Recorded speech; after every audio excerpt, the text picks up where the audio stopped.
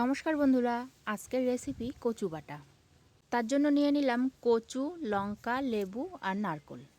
কচুটাকে প্রথমে গোল গোল করে কেটে নেব, তারপর খোসা ছাড়িয়ে একটু বড় বড় পিস করে কেটে নিতে হবে।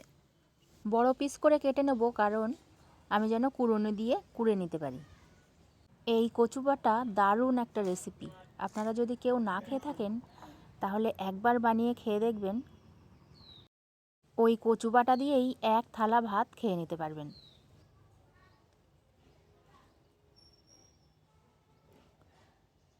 এবার কচুতে আমি একটু লবণ দিয়ে মাখিয়ে রেখে দেব, যাতে গাল চুলকানোর কোনো সম্ভাবনাই না থাকে। বেশ ভালো করে লবণটা মাখিয়ে ঢাকা দিয়ে রেখে দেব 15 থেকে 20 মিনিট। এই সময়টুকুর মধ্যে এদিকে আমি নারকোলটা ভেঙে কুড়িয়ে নেব।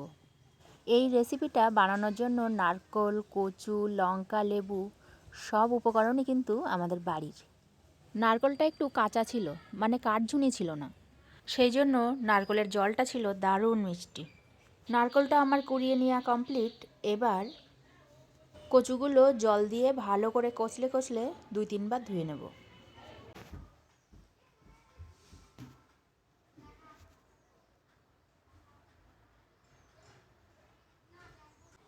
বেশ ভালো করে ধুয়ে নেওয়া হয়ে গেল। এবার আমি এই কচুগুলো কুড়ুনি দিয়ে কুড়ে নেব। যেহেতু আমি গ্রাইন্ডারে পেস্ট করে নেব, তার জন্য কুড়ুনি দিয়ে কুড়িয়ে নিলে পেস্ট করতে একটু সুবিধা হবে। আপনারা চাইলে শিলনোড়ায়ও বেটে নিতে পারেন। শিলনোড়ায় বাটলেও কচুটাকে প্রথমে কুড়ুনি দিয়ে কুড়ে নিতে হবে। আপনারা যারা কচু বাটা খাননি তারা ভাবছেন কাঁচা কচু বাটা করে কি খাওয়া যায়, তাহলে তো গাল চুলকাবে। আমিও কিন্তু আগে এটাই ভাবতাম। এতে যেহেতু নারকোল দেওয়া থাকে, নারকোলে গাল চুলকানো আটকায়। আর সঙ্গে দেওয়া হবে লেবু, তাহলে তো কোনো কথাই নেই। এবার পেস্ট করা কচুগুলো ছেঁকনির ওপরে ফেলে রসটা বার করে নিলাম। আর আমাদের বাড়ির কচু একদমই গাল চুলকায় না। এই দেখুন আমি কিভাবে হাতে মাখছি, আমার কিন্তু হাতও চুলকাচ্ছে না। চেপে চেপে এই দেখুন আমি এতটা রস বার করে নিলাম। যেহেতু কচুর থেকে রস বার করে নিয়েছি, সেই জন্য কচুটাকে আগে পেস্ট করে নিয়েছি। এবার নারকেল কোড়াটাও পেস্ট করে নেব। সঙ্গে দিয়ে দিলাম পরিমাণ মতো সর্ষে।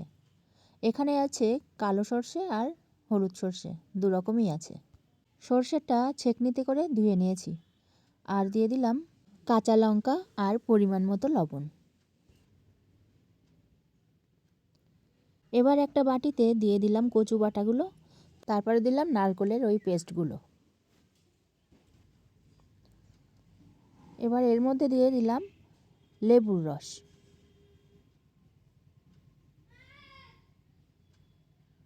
তারপরে সঙ্গে দিলাম সরিষার তেল।